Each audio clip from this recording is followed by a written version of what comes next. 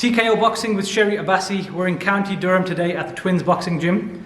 I'm joined by Mitchell Watson, super lightweight prospect. Mitchell, first of all, thank you for giving me a bit of your time today. Appreciate that. And like we were just talking about off camera, you're only 17 years old, which was a bit of a surprise to me. Again, you look quite mature. I've heard a lot of good things about you so far. Talk to me a little bit again about how you got into the sport of boxing. I know you're quite young, so I'd imagine you've been boxing since you were quite young as well. So how did you get into it? It all sort of started when I was young. My dad used to watch the 24/7, you know, the All Access. HBO, yeah.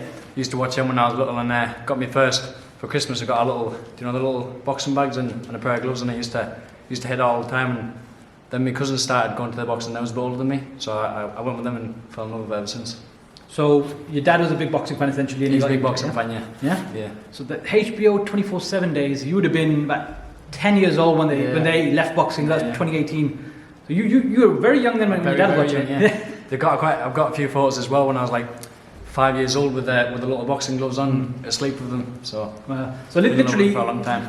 Your dad's like a hardcore boxing fan, and he's pushed you into the sport, and essentially not so much pushed me into the sport. I fell in love with it myself. You know, my older cousins used to go to it, so I went to the gym with them, and then that's when I fell in love with it. So, like you mentioned, you've been boxing from quite a young age. Yeah. Your dad's in love with the sport, and he didn't force you into it. He encouraged you to get involved. Yeah. So similar to what I asked some of the other fighters today. What was your earliest boxing memory in terms of when you started? Well, my earliest boxing memory is a good one that I actually remember. Is when I was about 10 years old with my older cousin Billy. He used to take me on the pads behind my granny's, and we used to watch Floyd Mayweather, and he used to do a lot of the combinations with the pads. So that's what we used to practice and take videos and post on Instagram. So. Which, to be fair, the Floyd Mayweather combination thing, that's been a sensation for years. Yeah. Him and Roger Mayweather used to do it. And a lot of people thought that it didn't actually do anything, they thought it was just for show. But the reality is it taught Floyd that muscle memory of how to react to punches and take shots. Even like Anthony Yarde and Tunde Ajayi, they do it here. A lot of other people do it. How important do you think it is to have these little things that trainers do that teach boxers how to behave in the ring on fight night? Because that's a very specific thing they did. Yeah. But how important do you think it is? It's obviously crucial for fighters. It's never done Floyd Mayweather any bad, the way the position he's in now. So it must be doing something good, isn't it? Yeah, absolutely. In terms of yourself, Mitchell, how would you describe your style? I'd say as a come forward counter puncher, more like a Shakur Stevens. That's one of the boxers that I look up to. Shakur Stevens, he's my favourite fighter. So are you quite defensive minded? Defensive, yeah. Come forward counter puncher, defensive, And in terms of sort of knockout power, are you someone do you put a lot into your shots, or are you more just like get the decision? I put a lot into the shots when the time's right. It's not everyone's. It's more of like a setting them up, picking your shots. Yeah, picking your shots. So you're an intelligent boxer. You're not just going there start swinging. Yeah. No. Pick the shots when the time's right, then you dig them in hard. In terms of like the first time you got punched in the face, same thing as some of the other fighters. Yeah. What was your reaction? Do you remember what it felt like? Not really, but I can remember sort of having like hard spars and surprisingly I actually liked it. Yeah? I loved it, yeah. So main thing is you love what you do. Yeah. So you don't view boxing as a job, it's your life, isn't it? Yeah. And even someone like me, I'll be honest, I'm not a fighter. You probably look at me and say, the guy's not in any shape. I'm not a fighter, but the way when people ask me, what does boxing mean to you? I'll say it's my life, even though I don't box, but I'm so addicted to watching it, learning about it, talking about it. It's literally everything. What would you say the sport of boxing means to you? It means everything. It's everything to me. It's my life, Anyone that knows me knows I don't drink, don't smoke, don't go out partying. It doesn't interest me. I'm in every night like 10 o'clock, getting to bed, getting up, doing my runs, coming to the gym, down to Jordan's and that, doing my pad session. So it's everything to me. I'm married to the game. You're committed to the sport, and I think live the life, as they say. Yeah, live the life. We see so many great fighters over the history of boxing who had the potential, they did well, but they couldn't quite reach the max potential because they didn't live the life. Yeah. Someone like I mentioned was Ali in an interview about Terence Crawford and Errol Spence. Errol Spence, brilliant fighter, but he used to drink.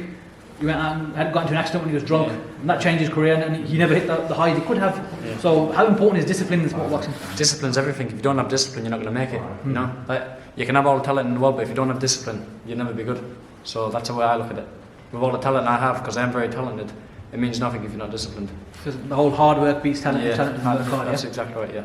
But again, for a 17-year-old, you got your head screwed on. Yeah. And I think if you're doing that now, then as long as you don't get distracted once you start having success, that's the hard part. Because once you start making the money and getting the attention, 100%. it's about staying grounded. Then, so it'll be interesting to see how you handle that when that comes. But from the sound of things, I think you're in the right place. Yeah, I know. Yeah.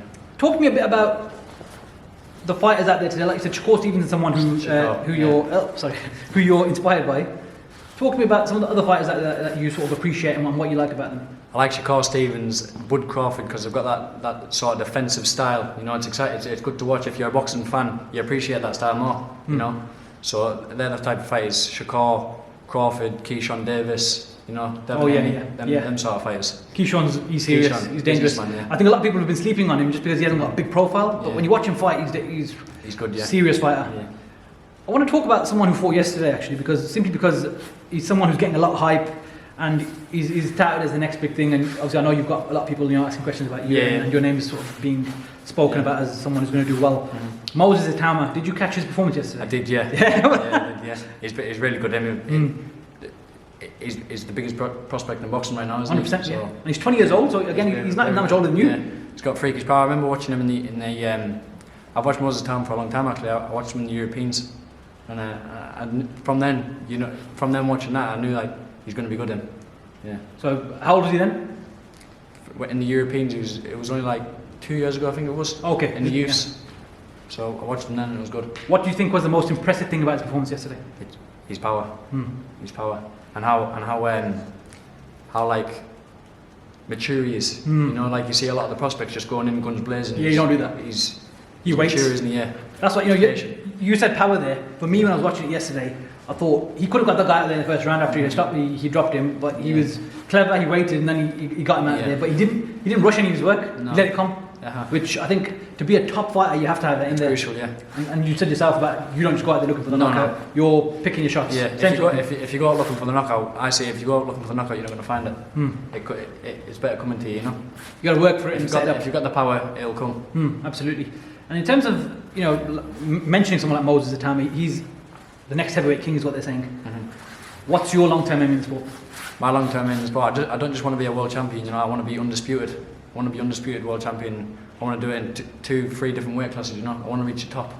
And how far do you think you can take it in terms of weights? In weights? Yeah. We'll have to see. You know. Yeah. I believe that you're still growing yet. You're only 17. Yeah. We'll have to see how big you get in the next few years. Yeah, but for you to say that you don't want to be a world champion, you want to be an undisputed champion, that shows ambition. So this really is everything for you, and this is something you're going to commit to. This is, I put all my eggs in one basket. This is what I want to do in life, you know. Yeah. So I'm gonna give it everything I've got. Fair play. And can you tell me where we can find you on social media? Yeah, my Instagram is Mitchell Watson 17. No Twitter? No Twitter. No. That's fine. But do you upload on Instagram regularly? I do. Oh, that's good. He's on the right track then, that's fine. And yeah, that's fine. Thank you for giving me a bit of your time today, Mitchell, and look forward to seeing you perform. Thank you so much.